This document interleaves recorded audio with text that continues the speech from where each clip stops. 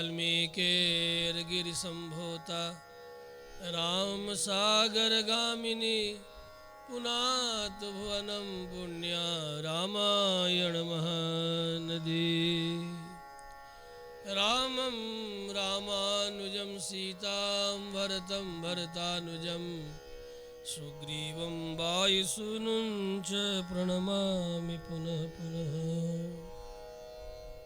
वन्दे वेदान्तकर्पूरचामीकरकरण्डकं रामानुजार्यमार्याणां चूडामणिमहर्निशम्। अनन्ताचार्यकृपया वेदान्तद्वयपारगं श्रीरामकृष्णाङ्घ्रिसद्भक्तं विश्वकार्यं गुरुं भजे।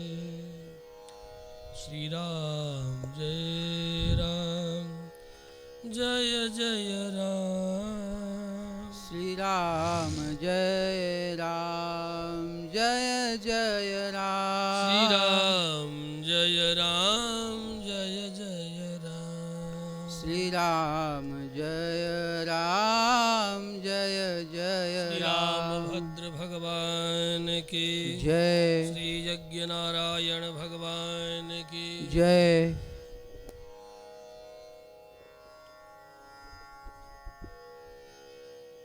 अखिल ब्रह्मांड नायक आनंद कंद सच्चिदानंद भगवान श्रीमन्नारायण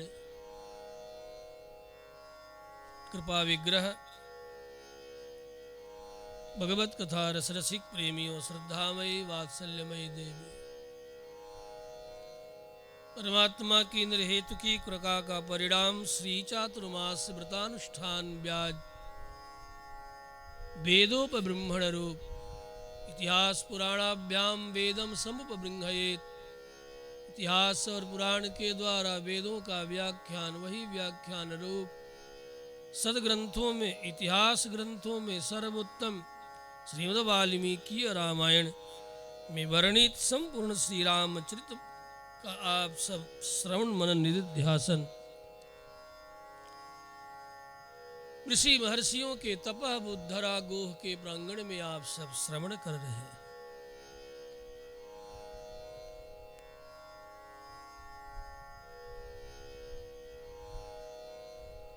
कथा मंदाकिनी प्रवहित होती हुई सुंदर कांड में प्रवेश की है। जिस सुंदर कांड में सब कुछ सुंदर ही सुंदर है। सुंदरे किम न सुंदर सुंदरे सुंदरी लंका सुंदरे सुंदरम वनम सुंदरे सुंदरी सीता सुंदरे किम न सुंदरम।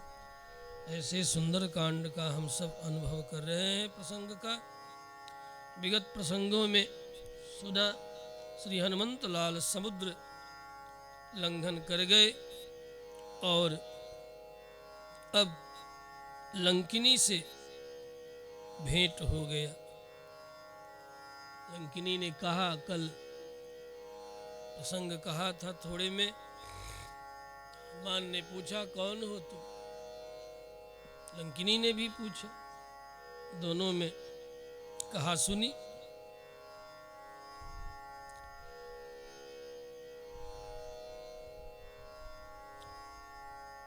तुम कौन हो तो तुम कौन हो,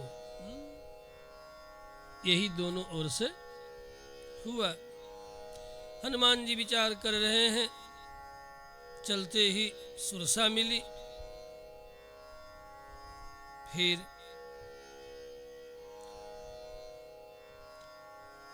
अब ये लंकिनी मिल गई।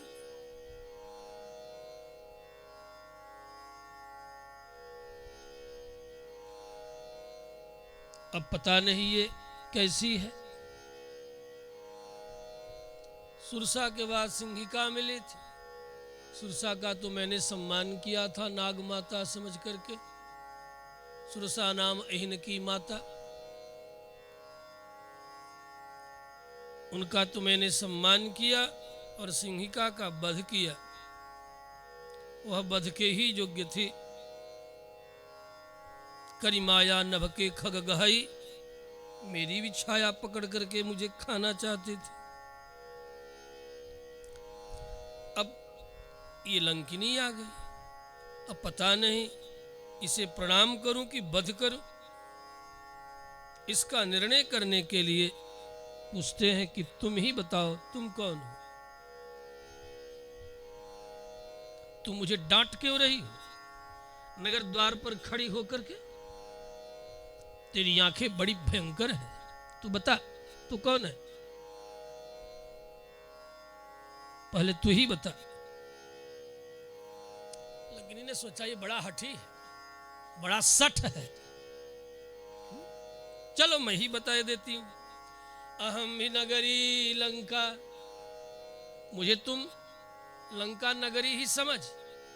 रे सठ, अहम ही नगरी लंका स्वयमेव प्लवंगमा। अभी तक बनाले कहते थे, बनेचर कहीं का, वन में रहने वाला बनाले, बनेचर। पहचान न पाई, ऐसा रूप जो बनाया।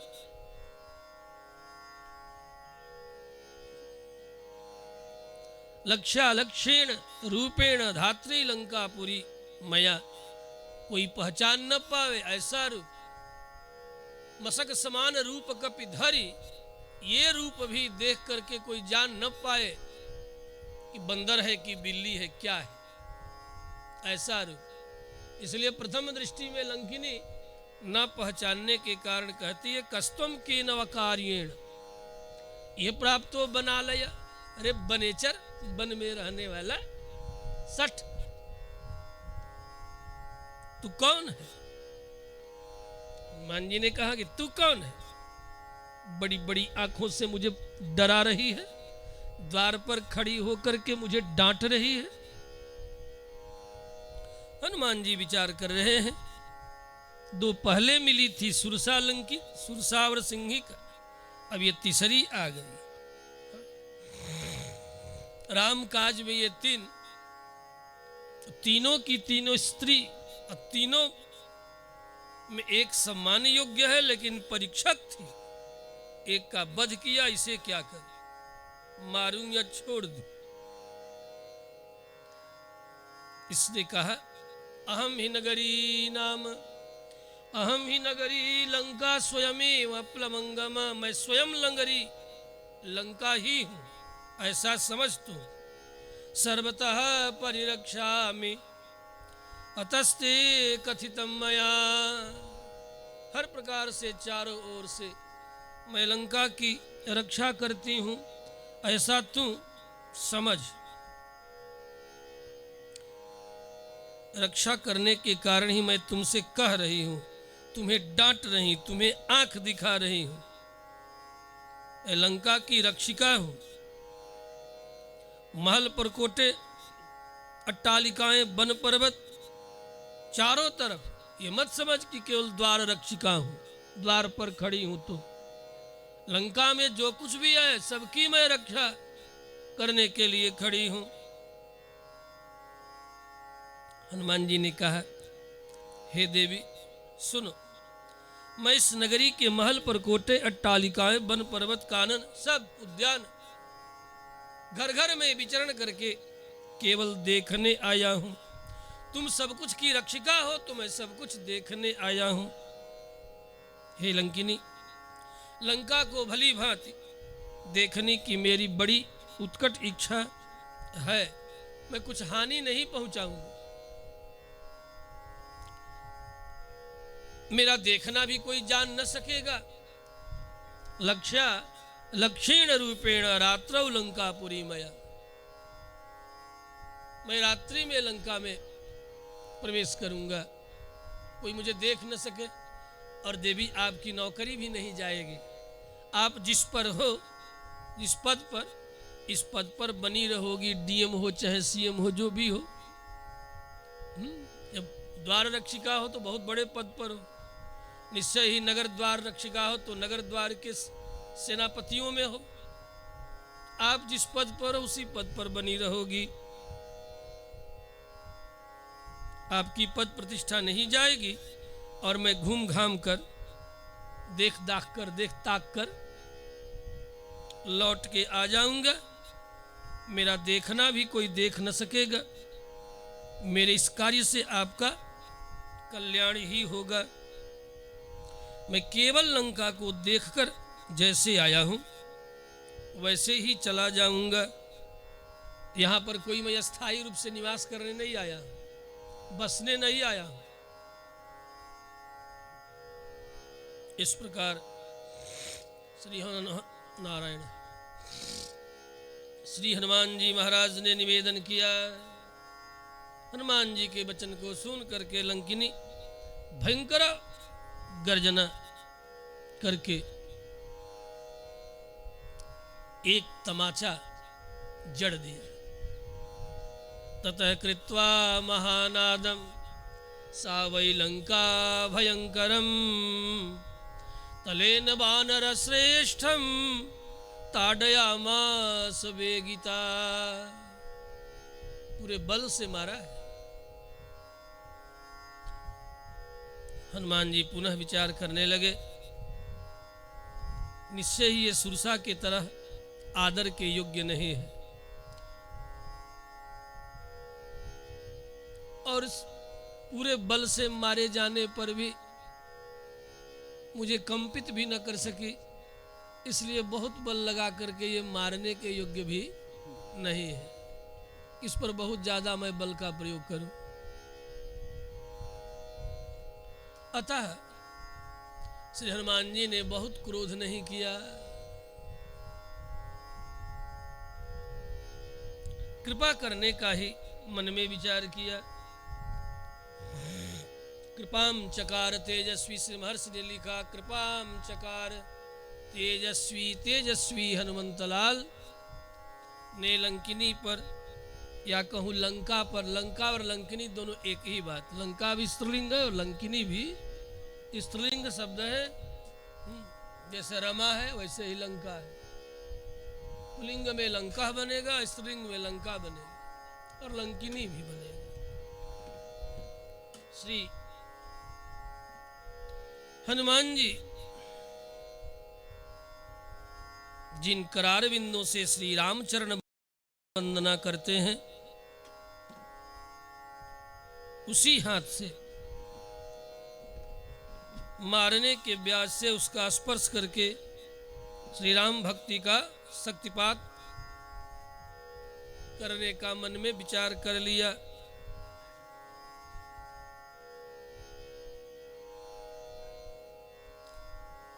और बाएं हाथ से एक घुस्सा, एक मुक्का, एक मुष्टि का प्रहार हल्के में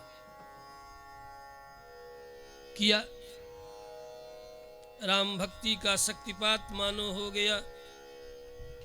परिणाम लंकिनी का जीवन धारा ही, विचार धारा ही, बौद्धिक धारा ही, या यूं कहूं हृदय की धारा ही बदल गई।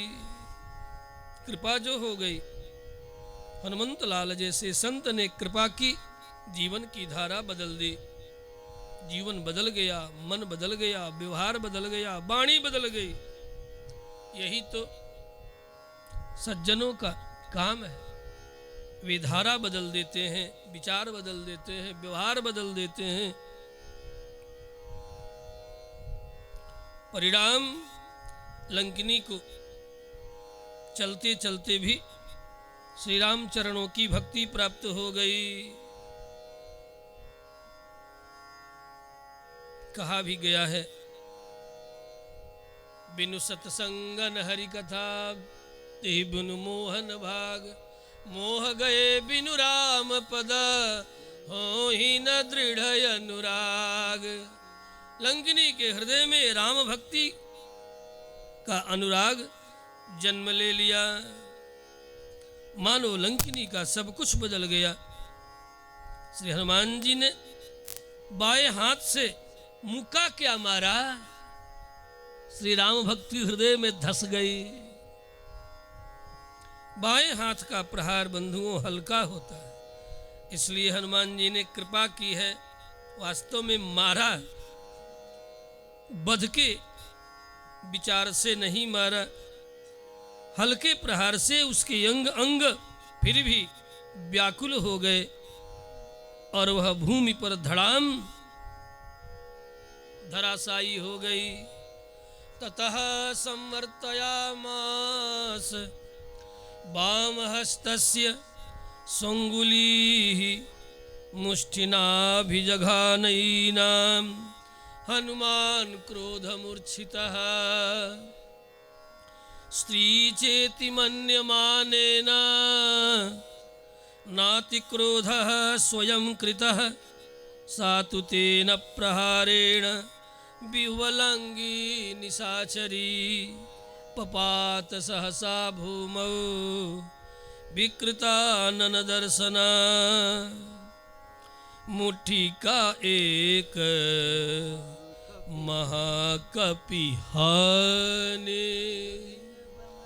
मुट्ठी का एक महाकपिहाने। रोधेरा बमत धरनी ढनमने, रोधेरा बमत धरनी ढनमने। हनुमान जी ने सोचा एक ही प्रहार में जब ये धरती पकड़ हो गई, धराशायी हो गई, रक्त बमन करने लगी, अब दूसरे प्रहार की कोई जरूरत नहीं है। दूसरी बात, लंकिनी भी चतुरता में एक ही प्रहार में गिर पड़ी, कहीं दूसरा प्रहार न हो जाए। कभी कभी जो चतुर योद्धा होते हैं वे चातुर्य में अपनी शक्ति संरक्षण के लिए प्रथम ही प्रहार में नाटक करने लगे कि अब तो हम गए, जिससे कि सामने वाला व्यक्ति सावधान न रहे, असावधान हो जाए कि बस ये तो एक ही मुक्का में धरती पकड़ लिया, अब इसे भला क्या करना। और इतने में वो सावधान होकर के तब तक आपके ऊपर आघात कर बैठे। ये चातुर्य है, युद्ध चातुर्य है। कहीं दूसरा प्रहार न कर दे हनुमान जी। अतः विनम्र स्वर में कहने लगे, एक तो द्वितीय प्रहार से बचने के लिए, और इतना ही नहीं, राम भक्ति का शक्तिपात जो हुआ एक मुष्टि प्रहार से, एक मुक्का से, उसे कई पूर्व शरीरों तक का स्मरण हो गया, पूर्व जन्मों की स्मृति हो गई, पूर्व की पुरानी स्मृतियां जागृत हो गई, जग गई। और कहने लगी, हे हनुमान, हे महाबलवान, आप मेरे ऊपर प्रसन्न हो जाइए, अब मुझे मत मारिए, मेरी रक्षा कीजिए। मैं आपके पराक्रम के द्वारा जीत ली गई। केवल मैं ही नहीं, पूरी लंका नगरी ही जीत ली गई आपके द्वारा। हे रामदूत, आज मैं आपके मंगलमय कर स्पर्श से, आपके मंगलमय मुष्टिका प्रहार से, मंगलमय मुष्टिका प्रहार से मैं पवित्र हो गए, मेरी बुद्धि पवित्र हो गई, मेरा अंग अंग पवित्र हो गया, मेरा जीवन पवित्र हो गया, मेरा जन्म लेना पवित्र हो गया। हे महाबली, मैं हार गई तो केवल मैं ही नहीं, मैं लंका नगरी भी हार गई। अब आपको जीतने की सामर्थ्य किसी में नहीं रहा। यदि मैं आपको जीत न सकी तो कोई और आपको जीत न सकेगा। यह लंकिनी के द्वारा कभी कभी व्यक्ति पीटे जाने पर भी आशीर्वाद देता है। देखो, जब समझ जाता है कि अब इससे हम जीत न सकेंगे तो सब द्वार खोल देता है, अपनी कृपा का, अपने भेद का सारा द्वार खोल देता है कि दादा अब सब बताओ, नहीं तो इससे ज्यादा मार पड़ेगी। आज भी गुप्तचरों को पकड़ करके भेद जानने के लिए कौन कौन सा शासक किया जाता है।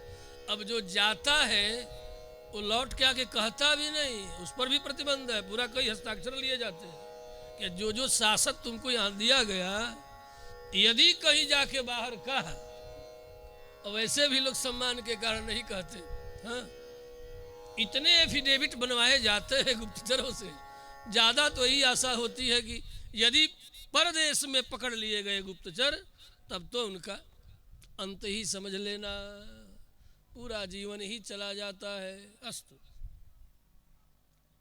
अहम तु नगरी लंका स्वयमेव प्लवंगम,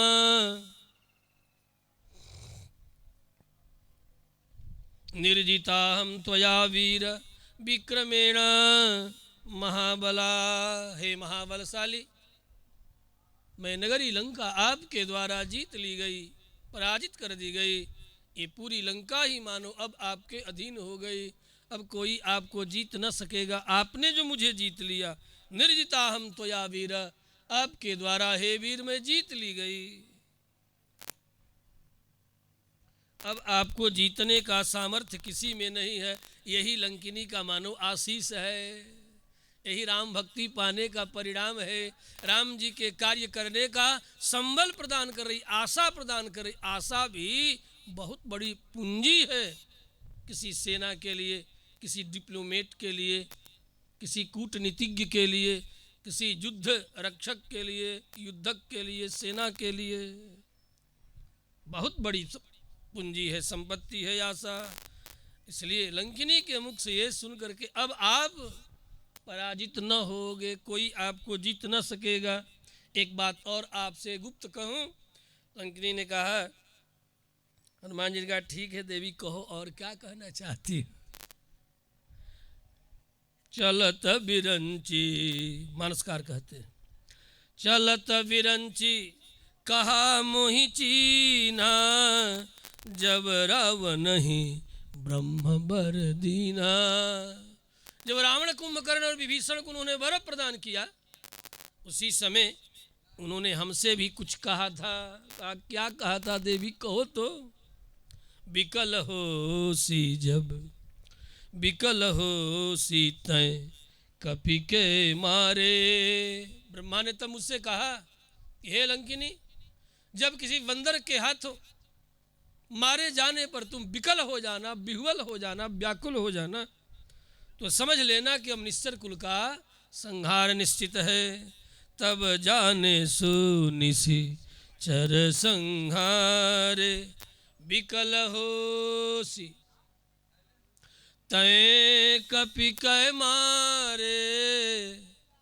तब जाने से, तब जाने सो निशिचर संहारे।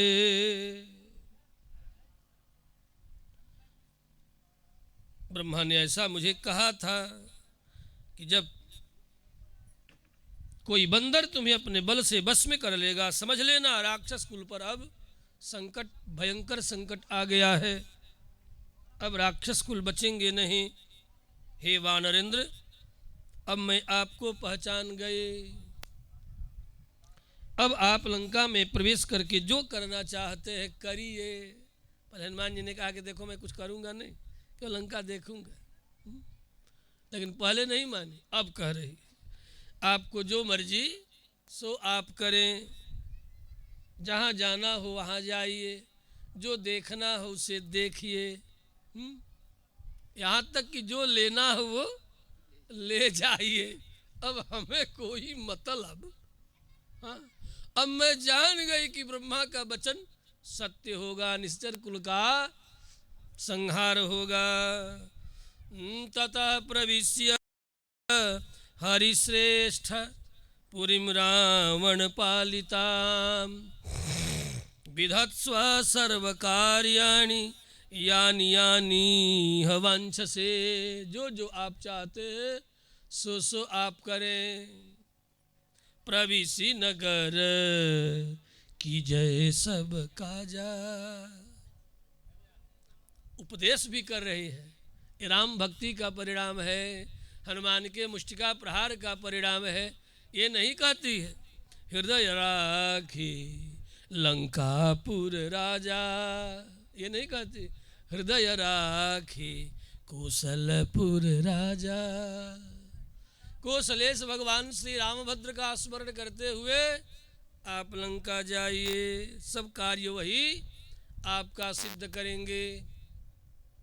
जिन पर उनकी कृपा हो जाती है, लंकिन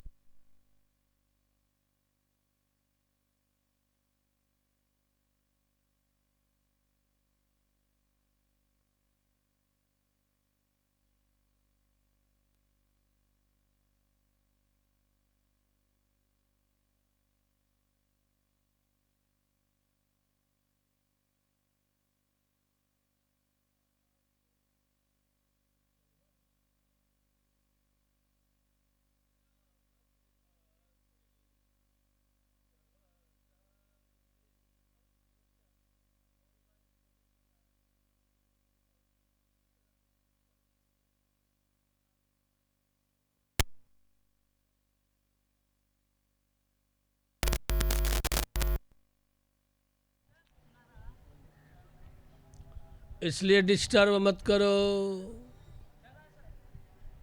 श्री रामभद्र भगवान की पहले से ही सावधान कर रहा हूँ कि आगे तुम्हारा कार्यक्रम सब ठीक रहे।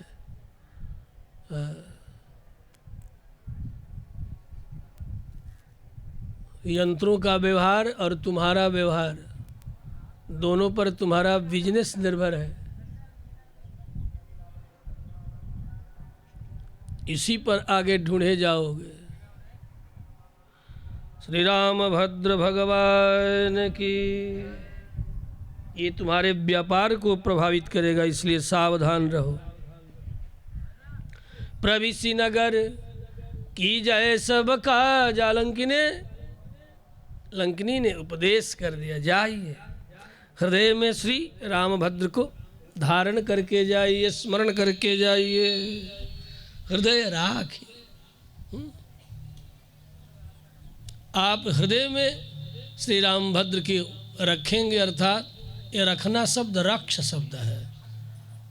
रक्ष वही लोक भाषा में रखना हो गया। तो आप हृदय में श्री राम जी की रक्षा करेंगे तो ये अर्थ है। आपकी रक्षा सर्वत्र आपने तन मन बुद्धि कौशलादि का श्री रामभद्र रक्षा करेंगे। इसलिए कितना सुंदर नाम, कौन सा नाम रख रही है? कुशलपुर राजा। यदि आप कुशलतापूर्वक अपने हृदय में रामभद्र को रखेंगे, रक्षा करेंगे, तो श्री रामभद्र आपके तन मन सर्वस्व की रक्षा करेंगे। जिनकी कृपा,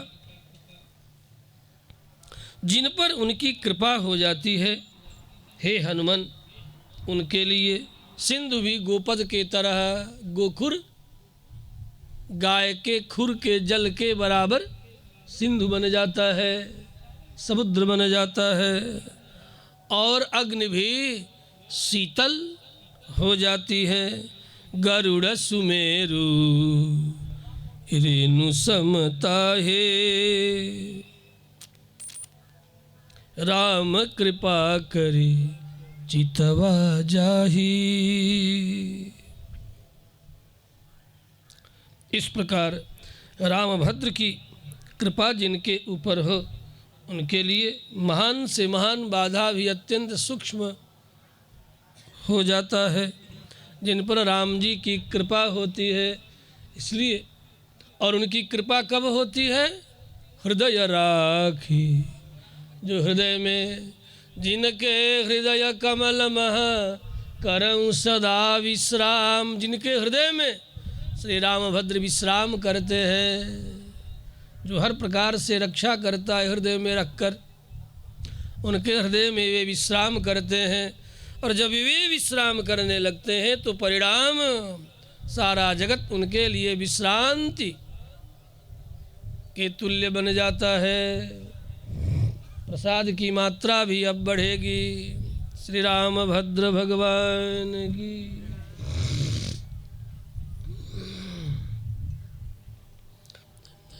हनुमान ने पहले ही कह रखा है कि आपका कुछ बिगड़ेगा नहीं, इसलिए हनुमान जी ने सोचा कि लंका जिस द्वार पर ढनमनी होकर गिरी पड़ी है, इस द्वार से यदि जाऊंगा तो अन्य सब रक्षक जान जाएंगे, इसलिए इस द्वार से, और लंकिनी को भी जस मिले।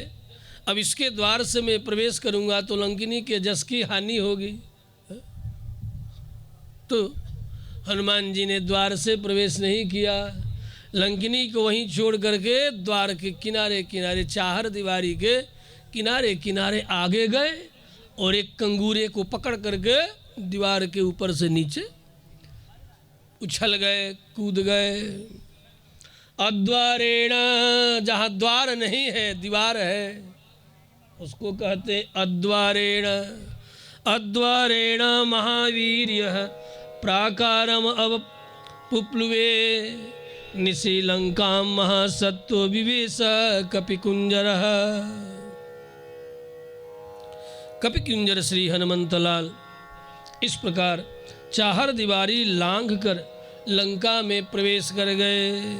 लंका के भीतर अनेक प्रकार के कार्यों में लगे हुए लोगों को बड़ा ही अस्त व्यस्त देखा, क्योंकि बड़े राक्षस रजोगुणी और तमोगुणी होते हैं। रजोगुण और तमोगुण का जब वेग बढ़ता है तो व्यक्ति नाना प्रकार के कार्यों में व्यस्त हो जाता है। व्यस्तता रजोगुण और तमोगुण के वेग के कारण व्यक्ति में व्यस्तता बढ़ जाती है, चंचलता बढ़ जाती है। क्या करूं दिन रात करने में लगा रहता है। ये रजोगुण और तमोगुण का विशेष वेग अधिक होने का परिणाम है। कुछ एक ऐसे भी हैं जो कि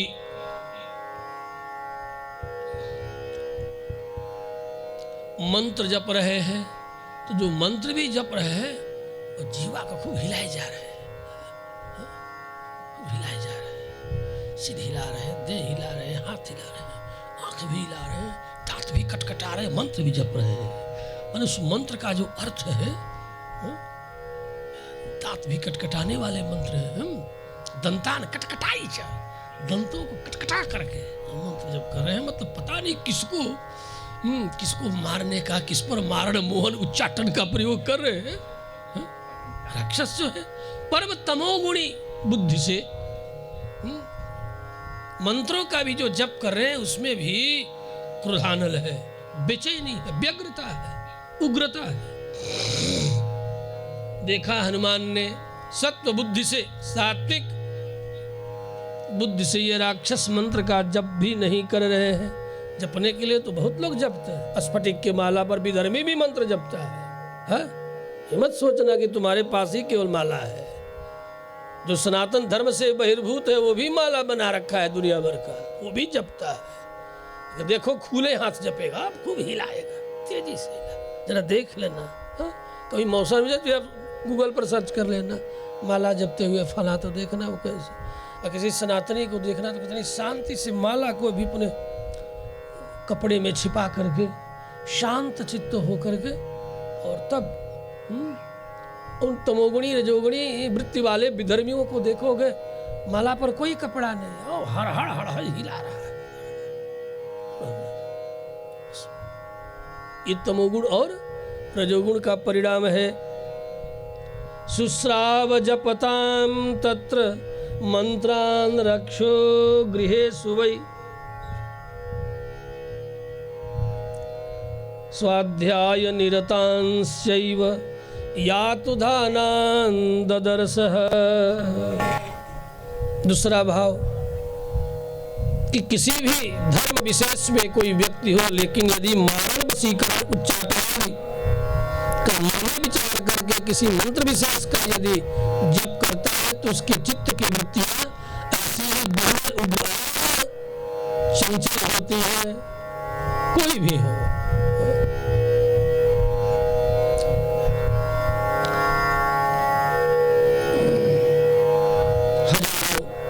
राक्षसों की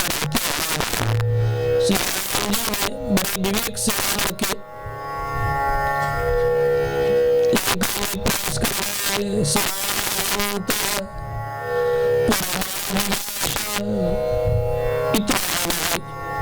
जो रावण का अंतःपुर मत है उसमें प्रवेश कर रहे हैं। जिस दिन प्रवेश किया है उस दिन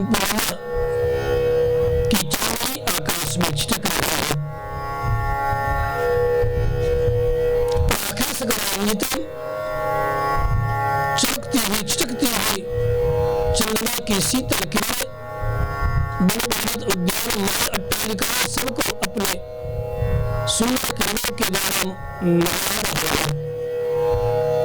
चांदी चांदी की तरह चारों तरफ चमक रहा है। जैसे चांदी के पैमाने में हाथ से सुशोभित होता है, जैसे हिमाचल की कलाओं से भव्य प्रतीत होता है, जैसे हाथी पर बड़े पुरुष बड़े सुहावने लगते हैं, इसी प्रकार गगन में हमारे चंद्रदेव भी आकाश में बड़े शोभायमान हो रहे हैं।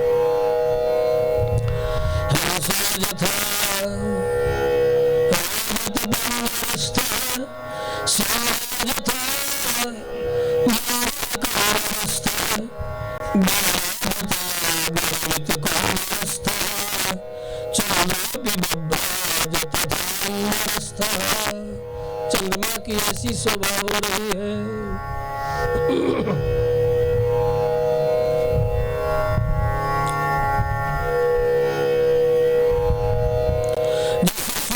धातु से युक्त गजराज, सुवर्ण सोना जिन गजराज के दांत पर मरे चढ़े हुए, सोना से मरे हुए दांतों से युक्त लगता है। जैसे हर के सारे पेचियों से युक्त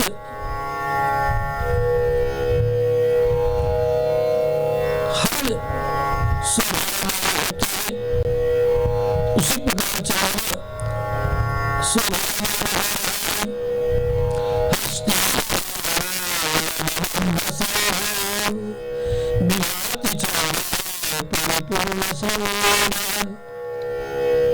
जैसे कमरा के बाहर सिंहासन पर बैठा पड़ता है, जैसे विशाल में पहुंचकर आनंद से आराम होता है, जैसे सुंदर राज्य प्राप्त करके आनंद अधिक स्वाभाविक होता है, उसी प्रकार नाना प्रकार से युक्त होकर के चंद्रमा आकाश में शोभावान सुशोभित हो रहा है। यह चंद्रमा की विशेषता शोभा संगीत कला सुंदर साहित्य ज्ञान वार्षिक करते हैं।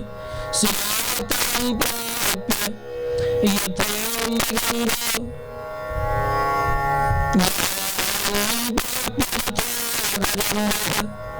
राज्यं तथा प्रकाशो विराज चंद्रः। उसी प्रकार आकाश में चंद्रदेव शोभायमान हो रहे हैं। जैसे सूर्य राज्य प्राप्त करके होते हैं, इसी चांदी के प्रकाश में चंद्रदेव के सोलह प्रकाश में श्री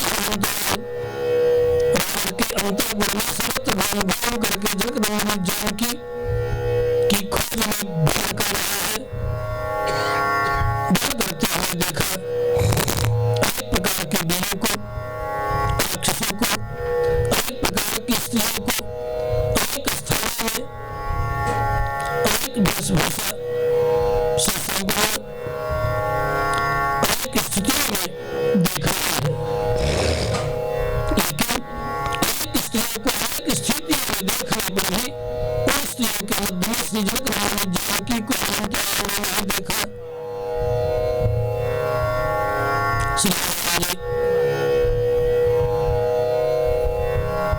जैसा कि के सम्मुख से जानकी के रूप से प्रत्यंग को सुना था, स्वयं को सुना था, गुरु को सुना था, बुद्ध के श्रीमुख से सुने हुए जानकी के अंग प्रत्यंग सोना इत्यादि के आधार पर श्री राम ने अपने मन जानकी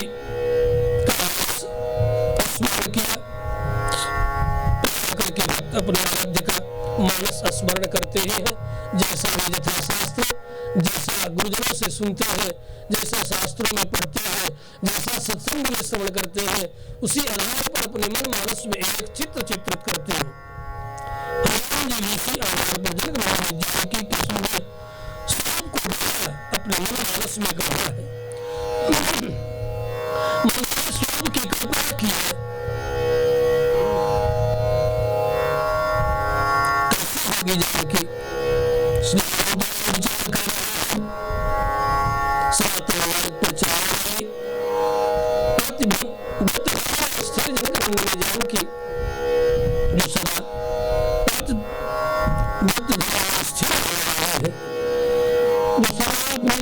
श्री राम जो सदा श्री के ध्यान में अपने चित्त को लगा रहती है।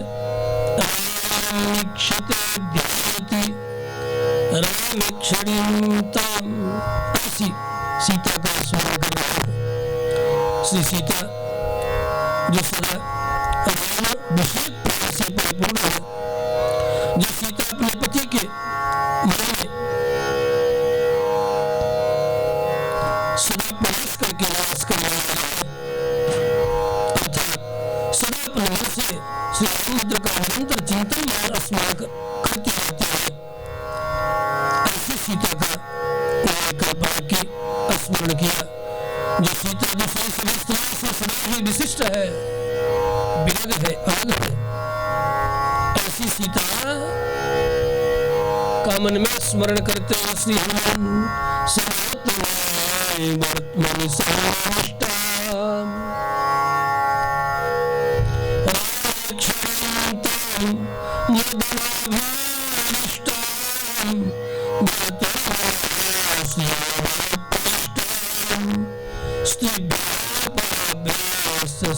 विशिष्टा।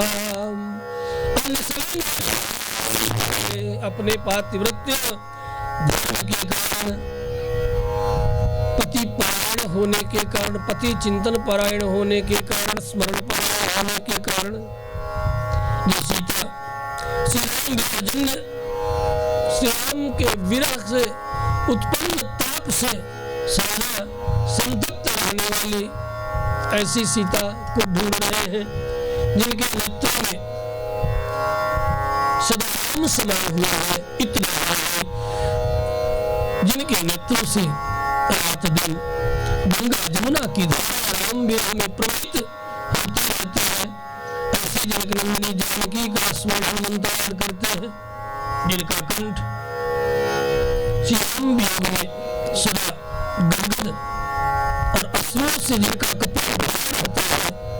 ऐसा बुद्ध की अनन्या जनक नंदिनी जानकी का स्मरण मंत्रायण कर रहे हैं।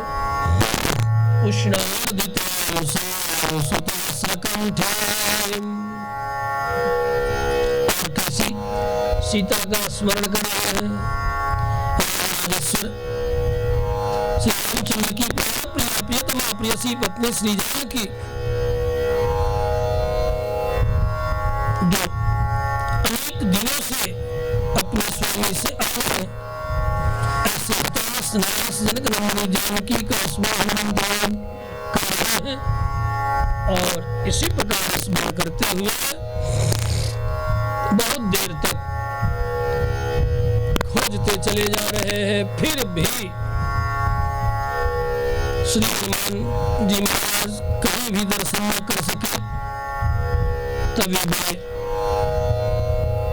आर्त हो गए, विकल हो गए और शिथिल भी हो गए कि अब क्या करें।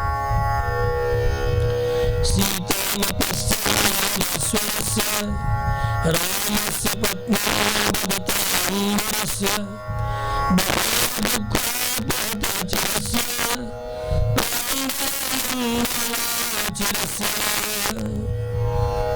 श्री राम एक घर से दूसरे घर में जाकर राक्षसों के उद्यानों को अच्छी तरह देखते हुए सूक्ष्मता से, अपलक दृष्टि से निहारते हुए चारों तरफ विचार कर रहे हैं। अनेक अट्टालिकाओं कंगूरों को पकड़ करके अट्टालिकाओं पर ऊंचे चढ़ जाते, फिर ढूंढते गृहात् गृहम्, एक घर से दूसरे घर,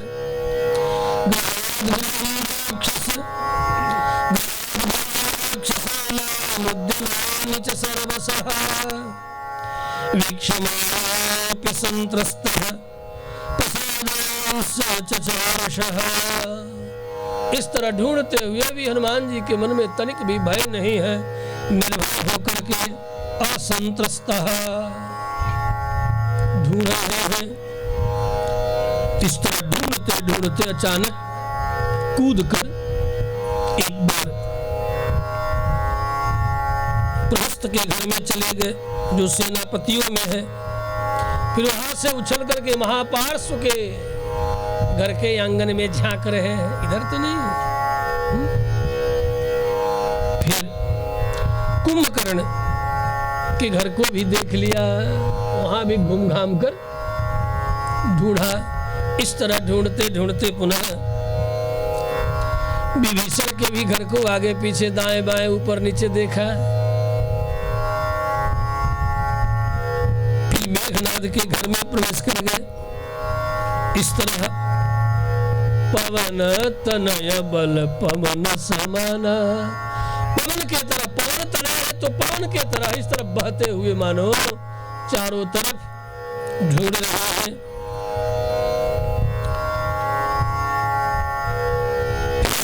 इस तरह ढूंढते ढूंढते पहुंच गए रावण के महल के भीतर। वहां भी रावण के महल के भीतर की गतिविधियों का निरीक्षण करने लगे। सुन रहे, ये तो नुपुरों की झनकार सुनाई पड़ रही है, मेखलाओं की खनखनाहट, पाजेब की ध्वनि आ रही है। लगता है कहीं नृत्य वाद्य गीत चल रहे हैं, मृदंगों का था, तालियों की मधुर ध्वनि, सुवाद्यों की मधुर सम्मिलित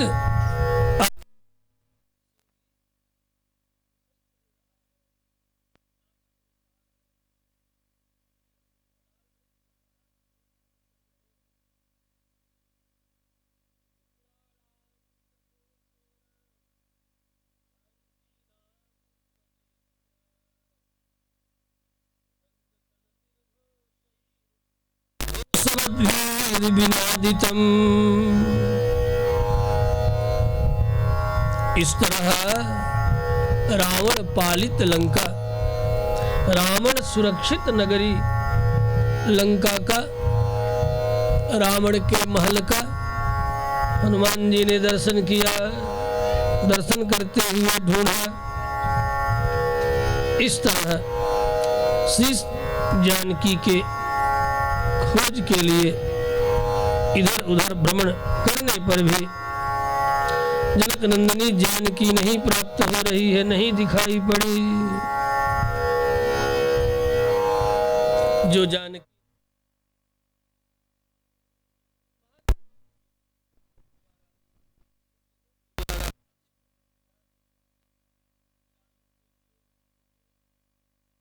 दुखिता है, अपने प्राण प्रिय पति श्री राम जी के वात्सल्यादि गुणों के वेग से विमुग्धा है। इतना ही नहीं, जनकराज दुलारी है। ऐसी जनकनंदिनी जानकी को श्री हनुमान जी न देखकर बहुत दुखी हो गए।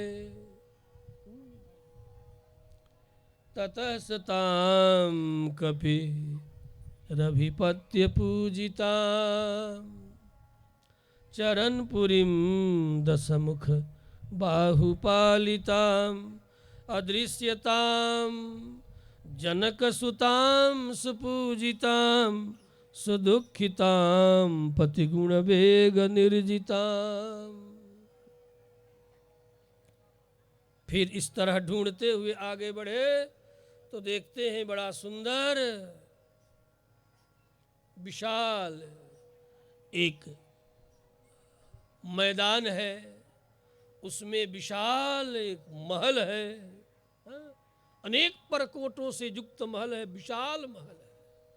उस विशाल महल में देख रहे हैं कि महल के भीतर बिल्कुल अभी अभी के खिले हुए पुष्पों के तरह सर्वांग सजा धजा विमान के तरह एक यान दिखाई पड़ रहा है, जिस पर ऐसा लग रहा है कि अभी के खिले हुए पुष्प चारों तरफ अब झरने को तैयार हो। ऐसे ये क्या है? यही है पुष्पक विमान। पुष्पक विमान को देखा, बड़ा अद्भुत विमान है। दूर से देखने पर ऐसा लगता है कि कोई पुष्पोद्यान है। पुष्प का उद्यान भी कैसा, जिनकी पत्तियां नहीं दिखाई पड़ रही, अधिकतर पुष्प ही पुष्प, और जो पत्तियां दिखाई भी पड़ती है बड़े ही करीने और सजे धजे, इस तरह जिसके चारों ओर पुष्प ही पुष्प दिखाई पड़े, इसीलिए इसका नाम है पुष्पक, पुष्प वाला। देखने से लगे, मतलब जो शत्रु सैनिक है इसे देख कर के ये समझ बैठे कि बड़ा ही काट छांट करके, माली के द्वारा काट छांट करके किसी उद्यान को सजाया गया है, ऐसा प्रतीत होता। भ्रम में पड़ जाएं कि भला ये भी कोई यान हो सकता है। ना ना ना, ये यान नहीं है, लगता है किसी बड़े ही कलाविद माली के द्वारा इस उद्यान को ऐसा सजाया गया है कि ऐसा ये प्रतीत हो रहा है। पुष्पक विमान का पूरे एक सर्ग में महर्षि वाल्मीकि ने वर्णन किया, हम तो एक अर्धाली में किए देते हैं, एक श्लोक में। बसंत पुष्पोत्कर चारु दर्शनम, मानो बसंत के खिले हुए पुष्प बल्लिकाएं जिसमें जड़ी हुई हैं, बसंत के खिले हुए पुष्प बल्लिका, पुष्पों के गुच्छे जिसमें जड़े हुए हैं, ऐसे प्रतीत हो रहे कि अभी अभी खिले हैं। और इस खिले हुए पुष्प पर रात्रि के चंद्रमा के उपस्थिति में ओसकड़ की बूंदे मणियों के तरह झलक रही हैं, प्रतीत हो रही हैं। बसंत मासादपि चारु दर्शनम सपुष्पकं तत्र बिना विमानमुत्तमं ददर्श तद् वानरवीर सत्तमः, ददर्श तद् वानरवीर सत्तमः। ऐसे श्री हनुमंतलाल ने पुष्पक विमान को देखा।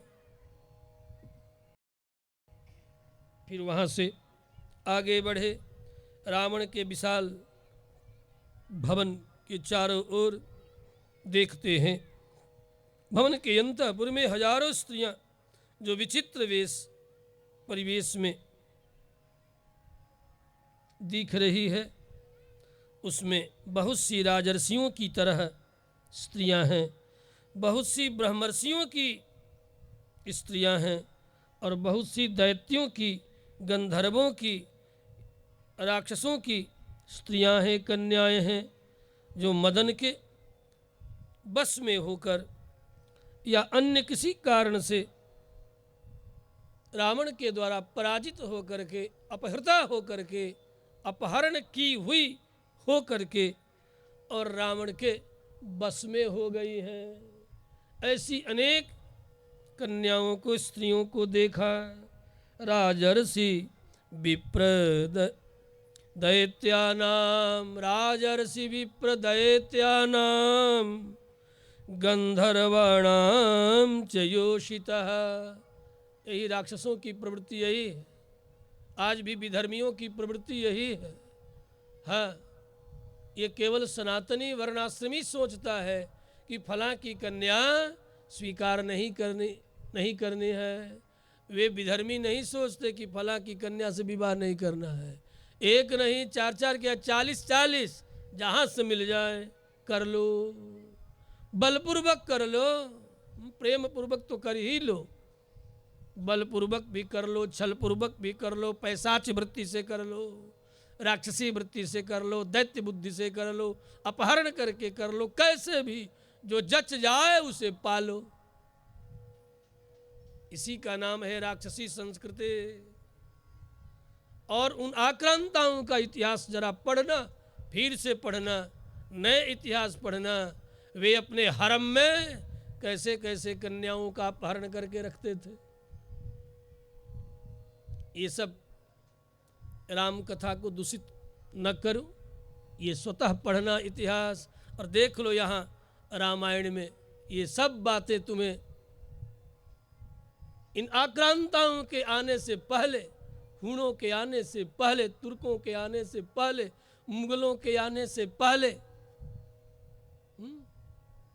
इन आक्रांताओं के आने से पहले ही तुम्हारे रामायण में तुम्हें सावधान करने के लिए कहा गया है। लेकिन हाय रे दुर्भाग्य, मस्तिष्क जब विकृत हो जाए तो भुजाओं की शक्ति भी विकृत हो जाती है। और व्यक्ति आज भी भारतीय मस्तिष्क को ही विकृत करने में लगा है।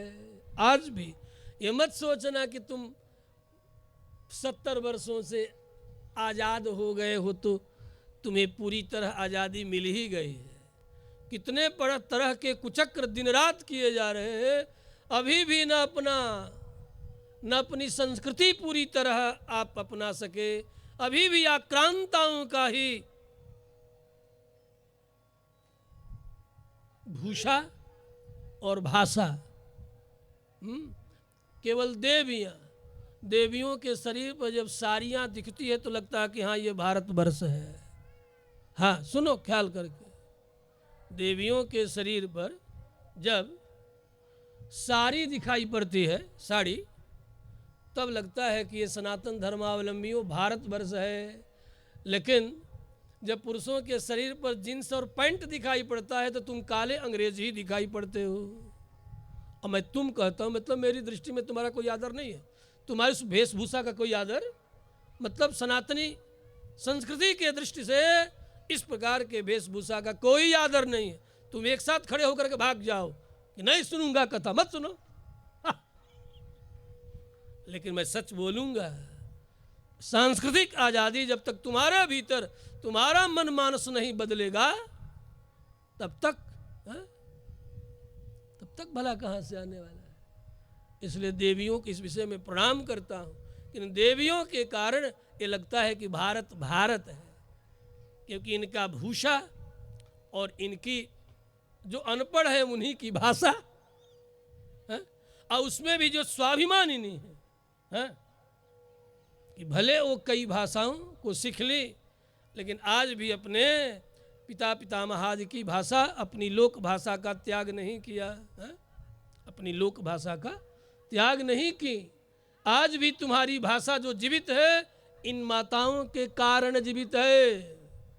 2-4 अक्षर पढ़ क्या लेते हो, फिर पूछो देखो अंग्रेजी ही बोलेंगे, हिंदी तो बोलेंगे ही नहीं है? और अपनी भाषा बोलने में मातृभाषा, मातृभाषा माने लोक भाषा, जिस भाषा को माँ से सुने हो है? वो मातृभाषा है। और सबकी जो मातृभाषा राजभाषा हिंदी है, ये मातृभाषा नहीं है। मुझे तो कथा इसलिए कहनी पड़ती है कि मैं मातृभाषा में कहूँ तो मेरी मातृभाषा भोजपुरी है, सुन लो। मेरी माता की भाषा भोजपुरी है और यहाँ की बगही है, तो इसलिए मैंने राजभाषा का आश्रय लेकर के भारतवर्ष में राम कथा सुनाता हूँ।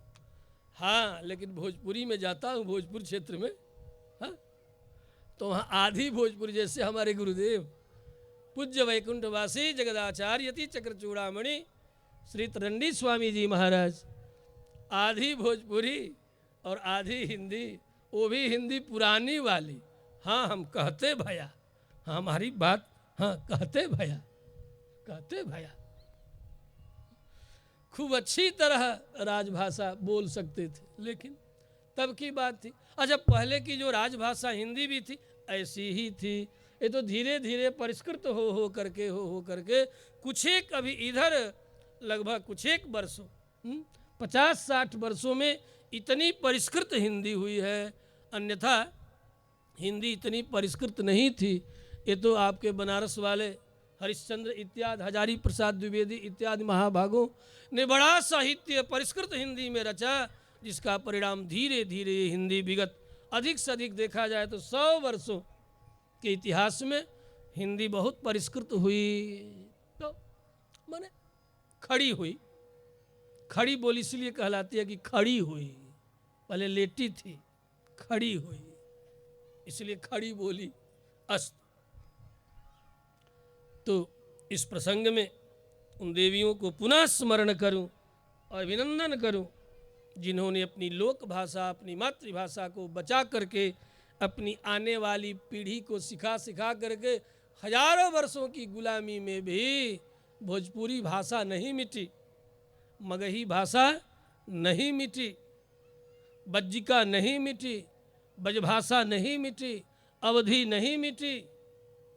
ये जरूर है कि इन भाषाओं के संक्रमण से एक नई खड़ी बोली अवश्य आ गई जो कि सब लोग समझ सके। ये एक लाभ जरूर हुआ। हाँ, ये लाभ है हिंदी भाषा।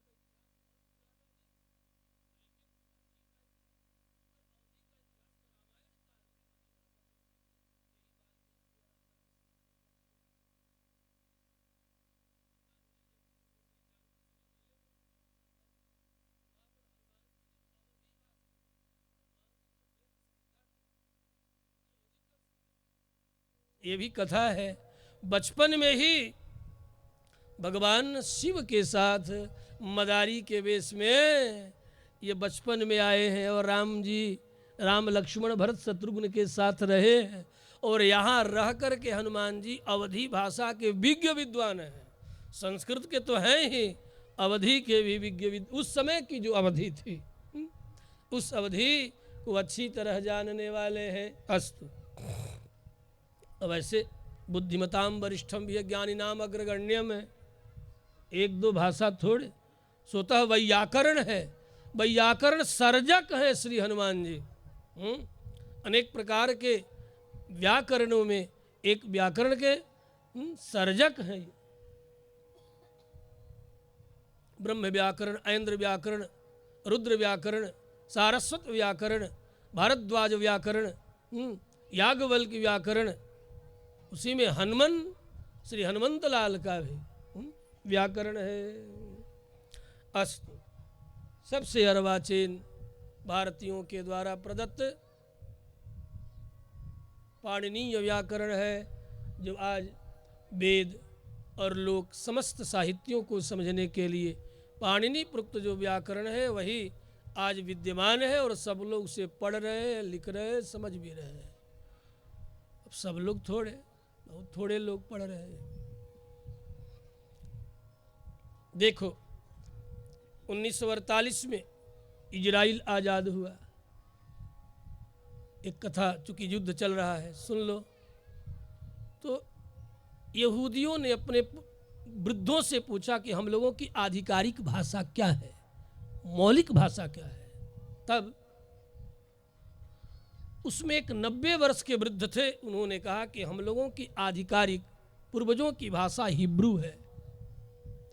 और हिब्रू जानने वाले उस समय 48 में मात्र एक 90 वर्षीय वृद्ध थे, एक अकेले बच्चे थे जिन्हें हिब्रू का व्याकरण और हिब्रू के शब्द को सब सर्वाधिक, थोड़े बहुत और लोग होंगे लेकिन अच्छी तरह जानने वाले एक व्यक्ति थे। उस समय निर्णय हुआ कि आप अपने जीवन के अंतिम होते होते 10 लोगों को हिब्रू का व्याकरण और हिब्रू का शब्दकोश सिखा दे। उन्होंने अपने जीवन में जो उनका जीवन शेष बचा था उस जीवन काल में मात्र 10 लोगों को उन्होंने 48 की बात, 48-49 की बात, और आज यहूदियों की, इजराइलों की, इजराइल वासियों यहूदियों की भाषा, आधिकारिक भाषा, राजकाज करने की भाषा आज हिब्रू है। आज़ादी के बाद उन्होंने अपनी निज भाषा को प्रोत्साहित किया, न कि भारतीयों के तरह गुलामी की भाषा अंग्रेजी को प्रोत्साहित किया। लेकिन दुर्भाग्य है भारत का कि आज भी हिंदी दोयम दर्जे की भाषा, दुर्भाग्य है। लेकिन धीरे धीरे रे मना धीरे सब कुछ हुए। लेकिन इस पर जितनी जोरदार तरीके से, जैसा कि उन सब ने कार्य किया, चाइनीजों ने जैसे कार्य किया, जापानियों ने जैसे कार्य किया, जैसे इजराइल वासियों ने कार्य किया अपनी मौलिक भाषा के वर्धन के लिए, उतनी ईमानदारी के साथ भारतीयों ने, भारतीय शासकों ने कभी भी राजभाषा के लिए उतना कार्य नहीं किया। बहुत कम काम हुआ। हिंदी बोलने वाले को आज दोयम दर्जे, किसी ऑफिस इत्यादि में जाए तो अंग्रेजी बोलना पड़ता है। हाँ हाँ जी, हाँ। हम लोगों को भी परेशानी होती है। दक्षिण में जाऊं तो या तो तमिल, कन्नड़, केरला, उनकी भाषा में दो चार शब्द बोले, और नहीं तो अंग्रेजी बोलनी पड़ती है। ये ऐसा क्यों? आज भी जब दक्षिण की यात्रा हम लोग करते हैं तो भूलना पड़ता है, हिंदी को भूलना पड़ता है, और विवश हो करके टूटे फूटे जैसा भी हो काम चलाने के लिए, क्योंकि तेलुगु और कन्नड़ वहाँ की जो लोक भाषा है वो तो बहुत रहने पर आवे, बहुत प्रयत्न करने पर आवे। अस्तु। श्री रामभद्र भगवान की। तात्पर्य है हमें अपनी अस्मिता, जो मैं हूँ, अस्मिता माने जो मैं हूँ, जो मैं था, उसकी पहचान करके व्यक्ति को उसके अभिवर्धन के लिए, इतनी ही नहीं, हिंदी भी इतनी विकृत हो रही है कि बड़ी तेजी से पूरे साहित्य जो रचे जा रहे हैं, इसमें जितने जो आज चलचित्रों में हिंदी में अरबी और उर्दू के शब्दों को इस तरह झोंक झोंक करके प्रयोग किया जा रहा है कि आज हिंदी पूरी तरह नहीं रह गई है। हर व्यक्ति के मुख पर, अब मुख पर कह रहा हूं, जबान, देखो आप बोलोगे जबान, जबान उर्दू शब्द है, मुख पर उर्दू के ही शब्द पहले आ रहे हैं। क्यों? कि साहित्य भी विकृत किया गया इधर, तीव्रता से विकृत किया गया, क्योंकि लगातार तुम्हारे देश के 5 राष्ट्रीय शिक्षा मंत्री उर्दू भाषी थे, और पहला तो अरबियन कंट्री का था, मौलाना अबुल, ऐसा ही कुछ नाम था, अरब उसकी जन्मभूमि थी, और प्रथम तुम्हारा शिक्षा मंत्री। एक ऐसे राष्ट्रवादी थे, कुछ बात समझ में नहीं आती, हमें तो नहीं आज तक आई। 30-35 वर्षों से होश संभाला, ये बात समझ में नहीं आई। क्या उस देश में आज़ादी के समय में भारत में कोई पढ़ा लिखा व्यक्ति नहीं था जो भारतीय शिक्षा और संस्कृति के अनुसार शिक्षा नीति को बनाता? लेकिन नहीं, वोट की तुष्टिकरण की जो नीति थी, वो नीति आज़ादी के बाद भी पूरी तरह लगातार उन्हीं के लिए, उन्हीं को संतुष्ट करने के लिए, जो कि 8 लाख लोग रह गए थे, रातों रात जिनकी बुद्धि बदल गई थी, जो अपनी संस्कृति और धर्म के लिए अलग राष्ट्र की मांग किए थे, रातों रात उनकी बुद्धि बदल गई, रह गए, और उन्हीं के संतुष्टि के लिए ये सब कुछ किया गया। लगातार 5 शिक्षा मंत्रियों को यहाँ रखा गया। यही सब राष्ट्र का दुर्भाग्य है। अस्तु। श्री हनुमंतलाल बचपन में अवधि के आधिकारिक विद्वान है। अस्तु। ततः सतां कपिभिर्वत्य पूजितां चरणपुरीं दशमुख बाहुपालितां अदृश्यतां जनकसुतां सुपूजितां सुदुःखितां पतिगुणवेग निर्जितां। हनुमान जी सोच रहे हैं अपने पति श्री रामभद्र के गुणगणों का चिंतन करने वाली श्री जनकनंदिनी जानकी निश्चय ही जहाँ कहीं भी होगी अत्यंत दुखित होंगी। ऐसी दुखिता जनकनंदिनी जानकी लाख खोजने पर भी अब तक मुझे न मिल सकी। खोजते खोजते पुष्पक विमान का दर्शन कर लिया, फिर रावण के विशाल भवन में हजारों स्त्रियों को देखा। राजर्षि विप्र दैत्यानाम, एक दो नहीं, हम दो हमारे दो नहीं, हाँ? मंदोदरी तो राजरानी है, हजारों हजारों स्त्रियों का संग्रह किया है। उन्हीं के बीच में हनुमान जी घूम रहे हैं छिप करके। राजर्षि विप्र दैत्यानाम, ये नहीं कि अपने गोत्रजों को की कन्याओं को छोड़ दिया, हाँ? नहीं, रावण ने अपने राक्षस और दैत्य कन्याओं को छोड़ा नहीं कि चलो भाई ये तो अपने घर की हैं। उनमें भी जो अच्छी लग गई उनका भी अपहरण कर लिया, अपहरण करके अपने विशाल राजमहल में रख लिया, रखायल बना करके, हाँ? रक्षिता, जिसको आजकल अंग्रेजी का बड़ा सुंदर शब्द दिया गया है। हम लोग जिसे निंदनीय शब्दों में कहते थे रखायल, अंग्रेजी में जानते हो कौन शब्द आ गया है? लिव इन रिलेशन, अंग्रेजी का शब्द आ गया। अब सब लोगों को बड़ा अच्छा लग रहा है, वाह वाह वाह, सुप्रीम कोर्ट ने भी इस पर मुस्तैदी से अपना कानून बना रहा है। मतलब भारतवर्ष में दुराचार और पापाचार की वृद्धि के लिए तुम्हारा सुप्रीम कोर्ट भी आगे बढ़ करके काम कर रहा है, इसलिए समय पर उसका भी विरोध करना होगा।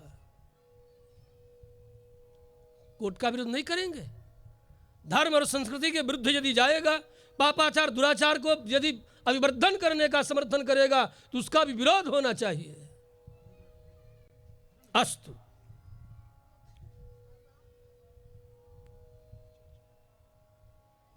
राजर्षि विप्र दैत्यानाम, लोग कहते हैं कि अत्यंत अनाचारी पापाचारी दुराचारी भी कम से कम अपने गृह आंगन में अनाचार पापाचार से बचाता है, हाँ? लोकोक्तियां हैं कि कम से कम अपने लोगों को, लेकिन इस रावण ने अपनों को भी नहीं छोड़ा, हाँ?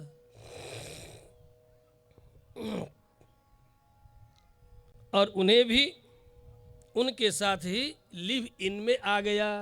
अब अंग्रेजी वाला थोड़ा आपको भी अच्छा लगेगा, यदि कहूँ कि हाँ, उन्हें भी रखैल बना करके रख लिया बिना किसी, हाँ, रोक टोक के, बेरोक बेटोक अपनी दुष्टता अशिष्टता दुराचार और पापाचार का वर्धन करने के लिए, बढ़ाने के लिए राजर्षियों ब्रह्मर्षियों दैत्यों की गंधर्वों की इन सब कन्याओं का भी संग्रह कर लिया। उन्हें भी जो इसके बस में आ गई, अंत में विवशा क्या करती, ऐसी रावण के बस में आई हुई मदन के परवशा इन कन्याओं को भी श्री हनुमंतलाल ने देखा। रक्षसाम चा भवन कन्या तस्य काम वसंगता राजर्षि विप्रदैत्यानाम गंधर्वाणाम च योषितः। उन सहस्रों कामिनियों के मध्य जनकनंदिनी जानकी को नहीं देखा, यही देखा कि इन समस्त कामिनियों से अलग एकांत में एक और सैया है, उस पर एक बड़ी ही सुंदर रूपवती युवती शयन कर रही है। हनुमान जी के मन में संदेह जग गया। वह मुक्तामणि जटित अलंकारों से अलंकृत थी, अपनी शोभा से अपने भवन को भी सुशोभित कर रहे थे। सुंदर रत्न जटित स्वर्ण खचित मणिमय परिजंग पर विराजमान थी। वह स्त्री, उस पर दृष्टि गई श्री हनुमंतलाल की। तासाम एकांत विन्यस्ते शयानाम शयने शुभे ददर्श रूप संपन्नम नामतताम सकपिः स्त्रियं मुक्तामणि समायुक्तैर् भूषणैः सुविभूषितां विभूषयन्ती मिमच स्वश्रिया भवनोत्तमम। अपने रूप सौंदर्य के द्वारा उस भवन को शोभायमान करती हुई, सुशोभित करती हुई उस सुंदर कन्या पर श्री हनुमंत लाल की दृष्टि गई, उस सुंदर स्त्री पर हनुमंत लाल की दृष्टि गई। वास्तव में कोई और नहीं थी, वह रावण की पत्नी महारानी मंदोदरी थी। लेकिन हनुमान जी के मन में इन्हें देख करके शंका जग गई, कहीं यही जानकी तो नहीं, संभव है कहीं यही सीता हो। उन्हें सीता समझ करके हनुमान जी प्रसन्न हो गए, अपनी पूंछ को पटकने लगे, पकड़ पकड़ करके चूमने लगे। बंदर जब प्रसन्न होते हैं तो पूंछ पटकते हैं, पकड़ करके मुख में चूमते हैं, किलकिला शब्द करते हैं और बार बार उछलते हैं, वृक्षों पर चढ़ते हैं, उतरते हैं, खंभे मिल जाए तो खंभों पर चढ़ेंगे, उतरेंगे, किलकारियां भरेंगे।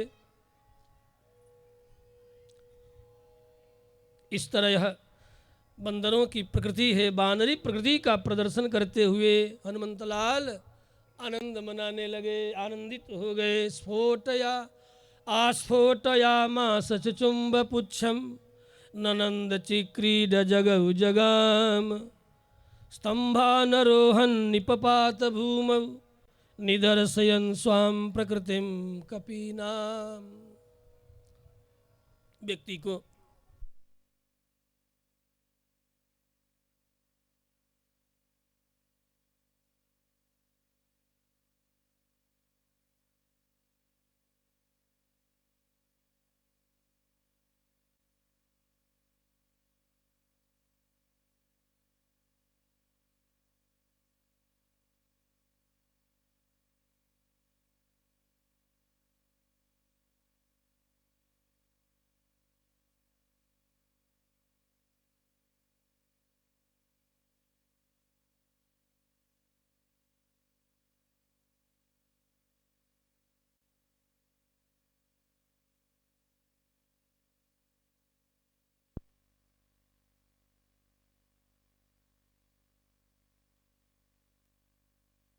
नारायण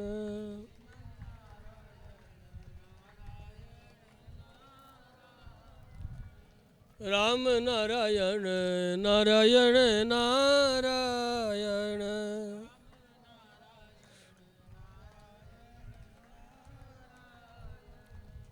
राम नारायण नारायण नारायण।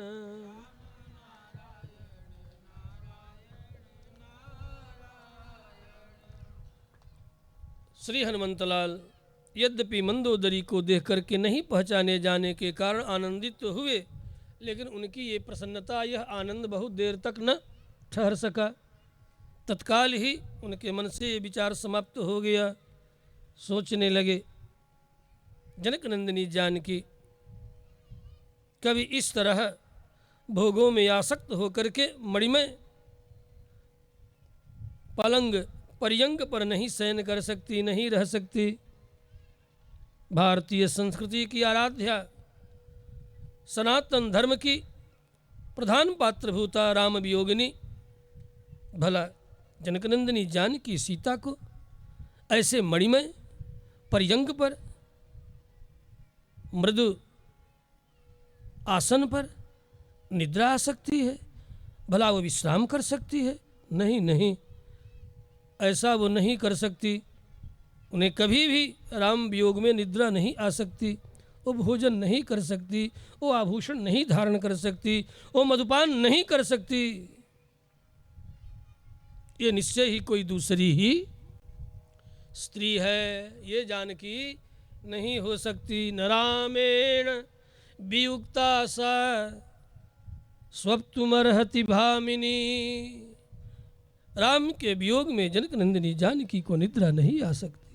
न भोक्तुम चाप्यलंकरतुम न पानम उपसेवितुम, और भला मधुपान करना तो और दुर्लभ है। अतः ये जानकी नहीं हो सकती। नेक्षेत नग्नाम पर स्त्रियम, पुनः मन में आया, अरे मैं किन किन स्थितियों में इन स्त्रियों को देखा, कहीं ऐसा न हो कि धर्म नाश हो जाए। निरीक्षमाणस ततस्ताः स्त्रियः स महाकपिः जगाम महतिम शंकाम धर्म साध्वस संकितः। नाना प्रकार की स्थितियों में इन स्त्रियों को मैंने देखा, अनेक तरह की स्थितियों में देखा, जैसे तैसे देखा, अर्धनग्न तक देखा, लेकिन मेरे मन में जनक नंदिनी जानकी बसी हुई है। वास्तव में मैंने उन्हें नहीं देखा, उनमें तो जनक नंदिनी जानकी का चित्त ही मेरे चित्त पर छाया हुआ था। अतः भला मेरे मन में मुझे धर्मनाश कैसे प्राप्त होगा? नहीं नहीं, मुझे पाप नहीं लग सकता, क्योंकि मेरी बुद्धि में पाप था ही नहीं। मैं पाप बुद्धि से इन नारियों को देखा ही नहीं। आदि आदि मन में विचार कर रहे हैं। जगाम महतिम शंका, मन में शंका तो हुई, लेकिन पुनः अपनी शंका का समाधान हनुमंतलाल स्वतः अपने चित्त के स्थिति को देख करके कर लेते हैं। न तुम्हें मनसा किंचित, इस प्रकार नंग धड़ंग जैसे तैसे स्त्रियों को देखने पर भी मेरे मन में किसी प्रकार की विकृति नहीं आई, मेरे मन में किसी प्रकार का कामोद्रेक नहीं हुआ। निश्चय ही मेरे मन में किसी प्रकार का कोई पाप नहीं था, तो भला मुझे पाप क्यों लगे? कामम दृष्ट्वा मया सर्व विश्वस्ता रावण स्त्रियः न तुम्हें मनसा किंचित भयकृत्यम उपपद्यते। इतना सब होने के बाद भी मेरे मन में किसी प्रकार की विकृति नहीं आई। तात्पर्य, मुझे पाप का स्पर्श नहीं हो सकता, क्योंकि आखिर में जानकी को कहाँ ढूंढता? स्त्रियों को स्त्रियों के मध्य में ही ढूंढा जाएगा, पुरुषों के मध्य में तो ढूंढा जाएगा नहीं, बानरियों के मध्य में तो ढूंढा जाएगा नहीं, सिंहनियों के मध्य में तो ढूंढा जाएगा नहीं। जब भी ढूंढा जाएगा तो जानकी को स्त्रियों के मध्य में ही ढूंढा जाएगा, वो भी जिनका रंग रूप मानवी के तरह है, उन्हीं के बीच में उन्हें ढूंढूंगा। और कहाँ ढूंढूंगा भला? तो मेरे मन में किसी प्रकार की कोई विकृति नहीं आई, अतः भला मुझे पाप का स्पर्श क्यों हो? नान्यत्र ही मया शक्या वैदेही परिमार्गितुम स्त्रियो ही स्त्री सुदृश्यन्ते। बड़ा सुंदर न्याय हनुमान जी ने व्यक्त किया है। क्या? स्त्रियो ही स्त्री सुदृश्यन्ते, स्त्रियों को स्त्रियों के बीच में ही ढूंढना होगा। सदा सम परिमार्गणे, और भला मैं कहाँ ढूंढता? इस तरह बहुत खोजने पर भी अब तक श्री हनुमान जी को सीता नहीं दिखाई पड़ी। अब जब नहीं दिखाई पड़ी तो अब न दिखाई पड़े, अब ये ढूंढे। हम तो यही इनको प्रणाम करते हैं कि भैया हनुमान जी आप ढूंढते रहो, अब कल जब हम पुनः आएंगे यदि आपको जनक नंदिनी जान के मिल जाएगी तो यहाँ के लोगों को हम सुना देंगे। हमारा काम तो सुनाना है, खेती गृहस्थी नौकरी व्यापार करते हुए। श्री लक्ष्मी नारायण कामन कुंडीय इस महायज्ञ में जो तन मन धन से सेवा सत्कार करते हैं, वे निश्चय ही श्रीमद् रामायणी कथा का अनुश्रवण करते हुए भगवत कृपा का पात्र हो, भगवत धाम के अधिकारी होते हैं, इसमें तनिक भी संदेह नहीं। 2-4 बार हरिनाम का स्मरण। श्री राम जय राम जय जय राम। राम जय जय राम। श्री राम भद्र भगवान की जय। आरती।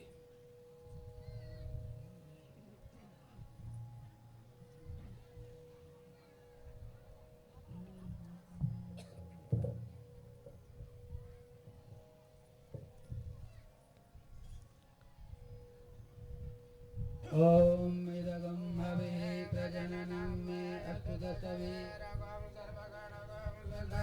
आत्मसन प्रशासन पशुसन लोकसन वयसने अग्ने प्रजां बहुला मैं करोत्वन्नं वयोरेद अस्मासु धात्तां चन्द्रमा मनसो जात चक्षुः सूर्योदयः श्रोत्राद्वा विश्वप्राणस्य मुखादग्निरजायता दृष्ट तिष्ठते लक्ष्मीशपत्न्या वो रात्रे पार्श्वे न जधानिरोपमस्मिनोऽप्यात्तम् कृष्णान्निखाणां होम इखाण सर्वलोकम् इखाण